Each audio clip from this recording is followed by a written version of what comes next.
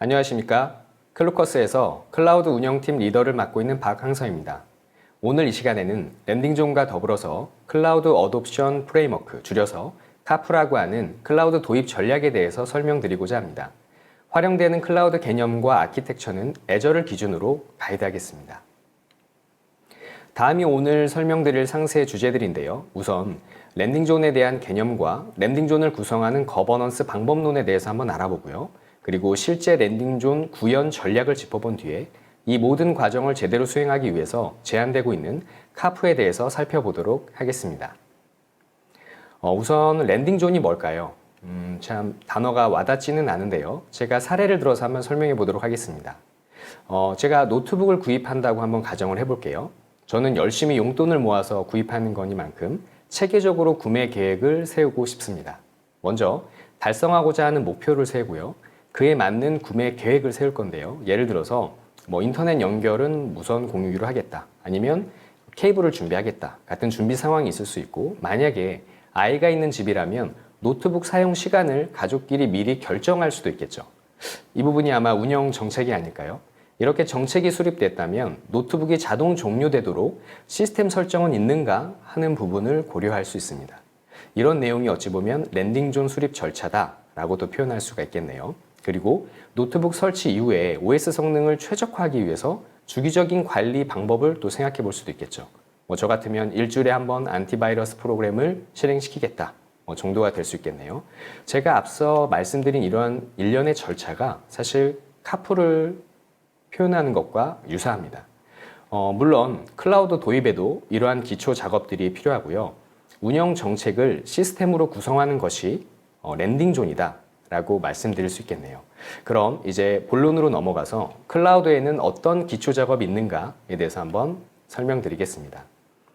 앞서 보신 것처럼 랜딩존은 클라우드 도입 전략을 수립하고 이를 시스템화하는 과정에서 구성되는 결과물입니다. 클라우드 도입에는 다양한 고려 사항들이 있고요. 제가 짧은 시간 동안 지금 화면에 나와 있는 모든 개념을 설명드리기는 힘들지만 핵심 내용인 거버넌스와 배포에 대해서 알아보면 전반적인 내용을 이해하는 데 큰 도움이 될 수 있습니다. 거버넌스가 뭘까요? 또 한 가지 어려운 단어가 나왔네요. 거버넌스는 쉽게 말해서 관리 방법론을 의미합니다. 제가 앞서서 노트북 구매 계획을 설명드렸는데요. 목표에 맞는 관리 정책을 수립하고 이를 반복해서 수행할 수 있도록 프로세스를 만들고요. 또 실제로 수행하는 것을 의미합니다. 클라우드에서도 마찬가지죠. 핵심은 뭐냐면 체계적인 운영 정책 수립과 이를 뒷받침해주는 시스템이 구성되어야 한다라는 점입니다. 그럼 제가 다음부터는 이해를 좀 더 돕기 위해서 인프라 에즈 코드, 즉 IAC로 설명되는 클라우드의 기본 개념과 그리고 지금 보시는 화면에 거버넌스의 5가지 분야가 어떻게 서로 연결되는지 한번 가이드해 보도록 하겠습니다. 요즘 IAC라는 단어를 많이 들을 수 있는데요. 한마디로 정의하면 인프라가 코드로 구성되어 있다는 의미입니다. 근데 이렇게 피부로는 썩 와닿진 않죠. 제가 예를 들어서 한번 설명해 볼게요. 일단 애저에서는 클라우드에 설치된 모든 자산이 제이슨 형태의 ARM 템플릿으로 구성되어 있습니다. 지금 화면에 보시는 위쪽 형태인데요. 이렇게 모든 클라우드 자산이 코드화되어 있다라고 생각하면 되고요. 또한 액티비티 로그처럼 사용자의 활동 이력도 제이슨으로 구성되어 있습니다. 핵심은 뭐냐면 클라우드 위에서 수행되는 대부분의 내용이 코드로 존재하고요. 코드로 존재하기 때문에 이것을 코드로 제어가 가능하다는 점입니다. 한 가지 사례로 지금 아래 보시는 게 애저 폴리시라는 서비스인데요. 이 폴리시는 제이슨 형태로 배포되고 수정되는 그 액티비티 활동들을 모두 필터링할 수가 있습니다. 그래서 감사를 수행해서 알람을 주거나 특정 행동을 제한할 수가 있는 거죠. 그럼 이런 기본 IAC 개념이 어떻게 거버넌스 관리에 활용되는지 한번 살펴보겠습니다. 지금부터 앞서 보여드렸던 거버넌스 5가지 사례를 운영 사례를 가지고 와서 한번 설명해 보고자 하는데요. 예를 들어서 저희 회사에서 한 달에 17만 원 하는 D2V3이라고 하는 가상머신만 사용하기로 정책을 수립했다고 가정해 보겠습니다. 근데 저희 회사는 글로벌 회사이고 수백 개의 팀이 클라우드를 사용하고 각 팀마다 가상머신 생성과 삭제를 하루에도 몇 번씩 반복한다면 이거 어떻게 관리할까요? 또 거기에 하나의 클라우드가 아니라 멀티 클라우드에서 이런 작업을 수행한다면 이거 어떻게 일일이 파악을 할 수가 있을까요? 예전 방식을 생각해 보면 첫 번째는 사용자가 직접 보고하거나, 둘째는 감시자가 24시간 모니터링을 하거나 하는 방법이 있을 텐데 둘 다 쉽지는 않죠. 마지막 세 번째는 뭐냐면 제가 앞서 설명드린 개념을 활용해서 클라우드에서 액티비티 로그를 모니터링해서 규정에 어긋나는 행위나 설정에 대해서 알람을 발송하도록 하고, 아니면 생성을 못하도록 아예 설정을 막거나, 아니면 이미 생성된 내역을 감사해서 이력을 남기거나 경고를 발생하도록 또 할 수 있습니다. 한번 정리를 해보면요. 퍼블릭 클라우드를 쓰면서도 마치 프라이빗 환경처럼 쓸 수 있는 매력이 있다 라는 점입니다. 그리고 이러한 다양한 설정들을 패키지화해서 랜딩존이란 이름을 붙일 수도 있고요. 앞서 말한 그런 가상머신 사이즈를 조절하는 지금 제이슨 템플릿인데요. 지금 애저 폴리시를 활용하면 보시는 것처럼 필터링을 사용해서 특정 가상머신만 생성되도록 만들 수가 있습니다. 또 한 가지 사례를 볼까요? 저희 회사에서는 이 권한이 부여되지 않는 네트워크 액세스를 차단하도록 정책이 수립되어 있는데요. 이 항목을 애저 폴리시로 한번 제어를 해보면 지금 보시는 것과 같은 제이슨 필터로 저희가 특정 네트워크가 배포될 때 반드시 IP 방화벽이 연결되어야만 배포가 되도록 설정을 해 놓을 수가 있습니다. 또는 그 IP 방화벽 안에서 any 형태의 정책은 아예 설정되지 않도록 제한할 수도 있습니다. 또 한 가지 사례를 볼까요? 저희 회사가 한국과 미국 지역에만 자산이 운영되도록 정했다고 한번 또 예를 들어보겠습니다. 클라우드는 아시는 것처럼 지역마다 운영 비용의 차이가 있어서 어떤 회사에 있어서는 이 지역이 아주 주요한 점검 항목이 될 수도 있습니다. 그래서 애저 폴리시를 활용해서 보시는 것처럼 배포되는 자산 위치를 제한할 수도 있고요. 또 어떤 항목들은 이 애저 폴리시 한 가지 서비스가 아니라 다양한 서비스를 활용해서 하나의 정책을 만들 수도 있는데요. 이 자산에 대한 사용자의 접속 권한, 이런 부분을 정의하고 감사하는 것도 바로 그에 해당됩니다. 예를 들어서 저희 회사에서는 특정 리소스 그룹이나 자산에 접근할 수 있는 사용자 권한을 이렇게 보시는 것처럼 그 단계별로 나눠놨고요. 이 할당된 내용이 잘 지켜지는지 애저 폴리시로 감사를 수행할 수가 있습니다. 그리고 마지막으로 배포 가속화 측면이 있겠네요. 앞서 말씀드린 코드화된 운영 정책들은 테라폼과 같은 IAC 도구를 활용해서 하나의 패키지로 빌드할 수도 있고요. 버전 관리를 위해서 데브옵스를 사용할 수도 있습니다. 수립된 운영 정책을 코드화하고 이것을 하나로 빌드하고 정책이 변경되거나 개선이 필요할 때마다 지속적으로 배포한다는 점에서 저희가 익숙하게 들어왔던 데브옵스, 즉 이 개발 랜딩존에 대한 개발과 운영의 통합이다 라고 한번 표현해 보고 싶네요.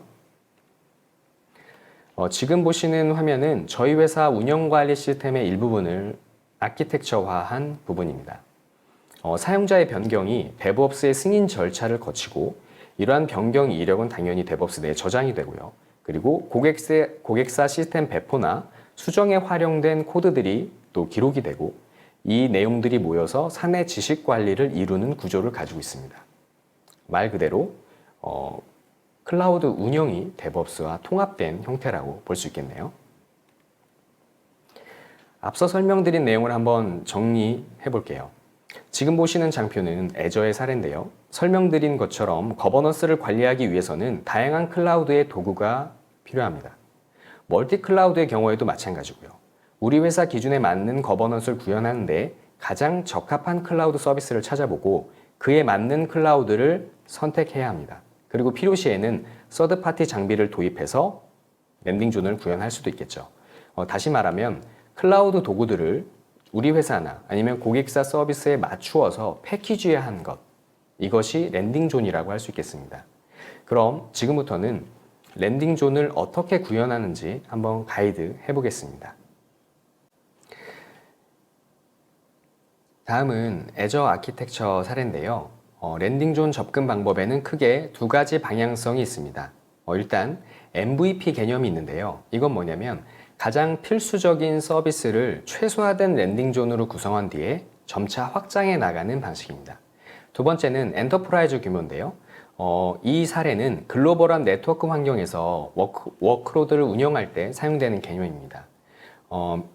예를 들어서 랜딩 존에 네트워크 보안 정책이나 보안 장비가 포함될 때 많이 사용하는 접근 방식입니다. 실무적으로는 비용 이슈가 있기 때문에 MVP 방식이 많이 사용되지만 다양한 개념을 전달드리기 위해서 한번 엔터프라이즈 규모에 대해서 알아보겠습니다. 지금 왼쪽 하단에 보시면 하이브리드 클라우드에 대한 랜딩 존 접근 방식이 있는데요. 지금 애저 로그 아나리틱스라고 하는 로그 수집기를 그 온프레미스 환경의 자산에 연결해서 클라우드 자산과 온프레미스 자산에 대한 로그 수집을 클라우드에서 중앙에서 관리한다 라는 개념이 들어가 있습니다. 또 필요할 때는 백업도 그 클라우드 위에서 수행할 수가 있고요.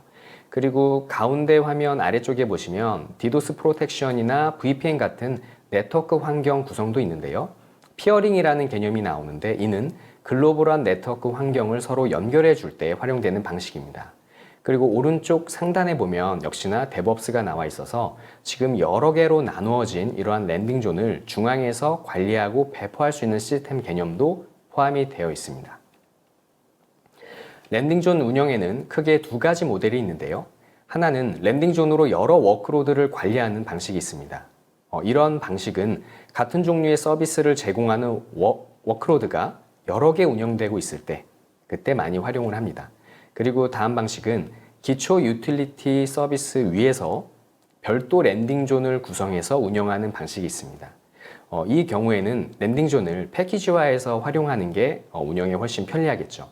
그리고 멀티 클라우드 경우에도 마찬가지로 각 클라우드의 운영 관리 도구를 패키지해서 관리를 하게 됩니다. 핵심은 뭐냐면 멀티 클라우드의 경우에는 감사 로그나 이력 그리고 알람을 단일화된 플랫폼에서 받아볼 수 있도록 데이터를 수집하고 환경을 구성하는 것이 필요하다는 점입니다. 그리고 멀티 클라우드 운영 시에는 이 데브옵스 활용 사례를 한번 설명해 볼 수 있겠는데요. 클라우드 도입 절차들은 보드 기능을 활용해서 체계적으로 진행하고 수립한 정책은 테라폼으로 빌드해서 각 클라우드에 배포할 수가 있습니다. 멀티 클라우드에 대해서 일관된 업무 절차와 랜딩 존 배포가 가능해지기 때문에 기대 효과는 예를 들어서 애저 사용자의 규정 준수 현황을 파악하고 또 AWS 자산 배포 제어를 동시에 수행하면서도 GCP에 있는 서버 종료 정책들과 같은 것을 이런 데브옵스에서 중앙에서 관리하고 배포할 수 있다라는 효과가 있습니다. 그럼 지금까지는 제가 랜딩 존을 구성하고 배포 관리하는 쪽에 초점을 맞춰서 한번 설명드렸었는데요. 앞으로는 그럼 랜딩 존을 어떻게 하면 잘 만드는가에 대해서 설명해 보도록 하겠습니다. 그러기 위해서는 카프에 대한 개념을 한번 설명드려야 되겠네요. 카프란 클라우드 오덥션 프레임워크의 줄임말인데요. 또다시 어려운 단어가 하나 나왔네요. 쉽게 설명하기 위해서 앞선 예시를 한번 생각해 보겠습니다. 노트북 도입 절차를 한번 떠올리면요. 도입 준비를 하고 관리 방안을 수립하고 자동 종료와 같은 시스템 설정 과정을 제가 한번 묘사를 했었죠. 이러한 도입 과정을 체계적으로 구조화시킨 것이 바로 카프라고 할 수 있겠습니다. 그리고 이 카프는 어떤 클라우드에도 마찬가지로 적용할 수 있는 프레임워크입니다. 클라우드 도입 단계를 좀 더 상세하게 살펴볼까요? 클라우드 도입을 위한 동기부터 파악하고요. 그 다음에 목표를 설정하고 도입 계획을 수립한 뒤에 준비 단계에서는 랜딩 존을 제안하고요. 이 내용을 실제 자산 배포와 함께 구현하면서 그 이후에는 지속적인 거버넌스 관리가 되도록 하는 것. 이러한 것이 바로 도입 단계라고 할 수 있겠습니다. 근데 아직까지는 각 단계가 조금 막연하게 느껴지실 것 같아요. 그래서 애저에서 제공하는 단계별 도구를 보면서 한번 살펴보겠습니다. 지금 보시는 화면은 각 단계별로 어떤 체크리스트가 있는지를 지금 표시를 해놓은 화면인데요. 이러한 체크리스트를 통해서 정보를 수집하고 정리된 내용을 토대로 랜딩존과 마이그레이션 전략을 수립할 수 있습니다. 그럼 이 도구들 중에서 몇 가지 참고할 만한 내용을 살펴보겠습니다.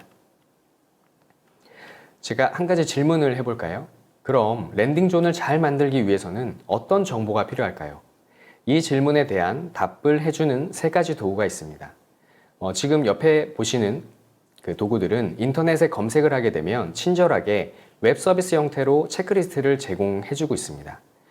이런 체크리스트를 활용하면 어떤 효과가 있냐면요. 도구를 사용해서 고객사나 우리 회사의 정보를 수집하는 과정에서 그 클라우드 운영 전략을 협의하게 되고요. 확정된 이런 전략이나 정책에 대해서 지속적인 관리 프로세스를 문서화해서 기록을 할 수 있습니다. 그리고 이 정책들을 뒷받침해주는 랜딩존을 배포할 수 있게 된다. 라는 점이 큰 효과라고 말씀드리고 싶네요. 그럼 웨비나를 마무리하기 앞서서 제가 지금까지 말씀드린 내용을 한번 정리해 보겠습니다. 카프는 클라우드를 효율적이고 지속적으로 관리하기 위해서 어떻게 도입하면 되는지에 대한 절차를 의미합니다. 화면 오른쪽에 도구들을 활용할 수 있겠죠. 이 과정을 거쳐서 화면 왼쪽과 같은 문서화된 프로세스를 정의할 수 있게 되고요.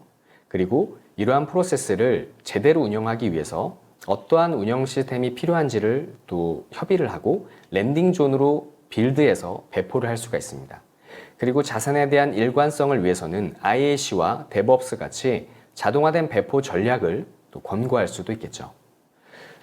참 제대로 클라우드를 도입한다는 것이 쉽지는 않은 것 같습니다. 지금까지 클라우드 도입 전략과 랜딩존에 대해서 살펴봤는데요. 제가 짧은 시간 동안 많은 내용을 전달하지는 못했습니다만 클라우드를 어떻게 도입하는 것이 효과적인지, 이를 멀티 클라우드에서는 어떻게 적용할 수 있는지에 대한 방향성은 전달되었으면 하는 바람입니다. 그럼 이만 웨비나를 마치겠습니다. 감사합니다.